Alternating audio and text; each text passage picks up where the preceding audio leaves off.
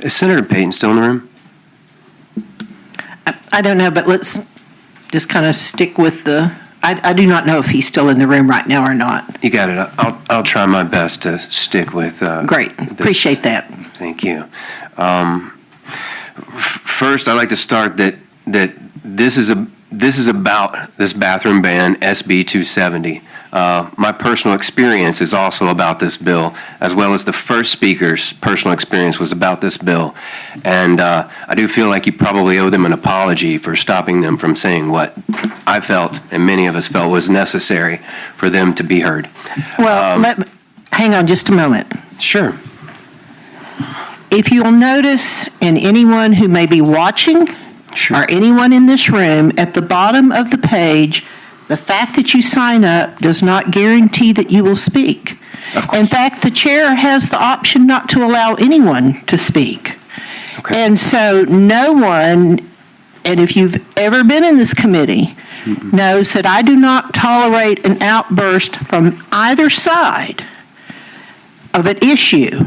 And so if you want to address the bill, I'm good with it. If you don't want to address the bill, I will ask that you leave. Gotcha. Have I made myself clear? You absolutely Okay, have. thank you. Now you're recognized to speak to the bill. Thank you. I will. So I don't believe that I am too unique because I'm an angry white male, and that's one of the problems, I believe. But I do believe that my life experience is unique, and I believe it is applicable to explaining why I'm against this bill. So I'm against this bill because I'm a victim of sexual assault. I've never said that publicly. Only my therapist or doctor knows that until just now. And I was age 4, and I was at an unlicensed, unregulated preschool, and 2 grown men took me into a barn and raped me.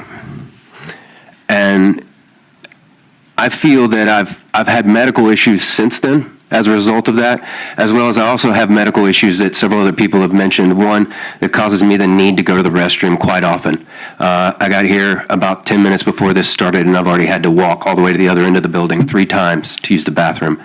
During that time, I was able to think about a lot of things, especially the sign on the bathroom that shows handicap access, and then the figure of a man next to it as access. And those are the 2 people that can use that restroom. The strange thing to me is, for the very first time in my entire life, and I'm 50 years old, I was actually in the room with someone who was handicapped. That's a first for me.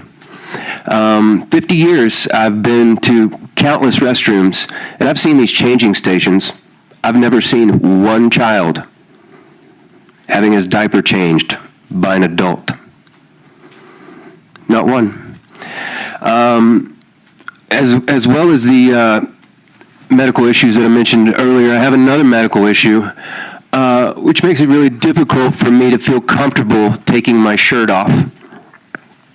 And I know other people that suffer from this, and I also know that through my 50 years of using public restrooms, locker rooms, gyms, swimming facilities, I've never taken that shirt off.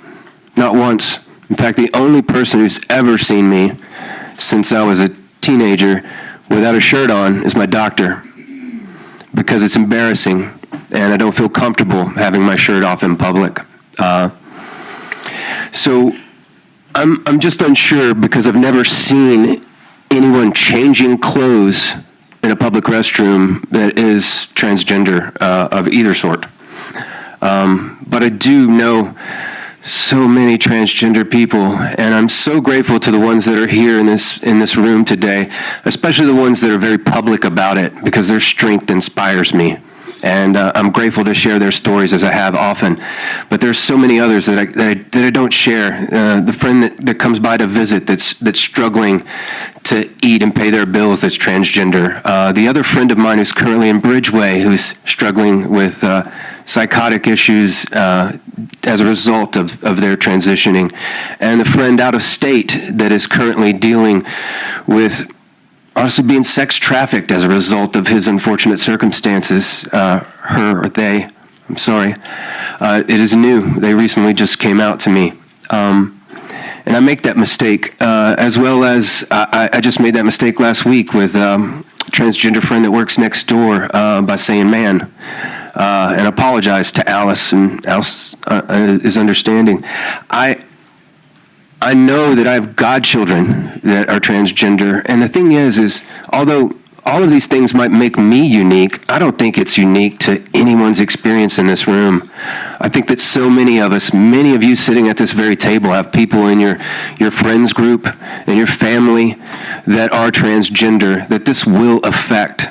This will deeply affect, and it will cause them to live in fear, and it will give people a law that will empower them with their ignorance of how to use that correctly and make them the bullies that we have all feared our whole lives, that have been the real problem. And I believe that many of these problems could be and should have been addressed over the past 50 years, where I really haven't seen much legislation come through this building that really protects kids. What I have seen is a lot of people holding these kids up and saying it's for the kids. And I would just like to say that I mean this in the best possible way. It's just science. But I am grateful that many of the people that are speaking for this bill won't be with us very long, because generations pass and they will take their turn, and they will go away, and their voices will go away with them. And that's why they're screaming so loudly now, is because they think that their religion, they think that their position, they think that their experience allows them to harm others. And this harm is something that must be stopped, like this bill. I'm open for questions. I doubt you have them. Thank you for your testimony today. Next, we have to speak against the bill, Courtney Frierson.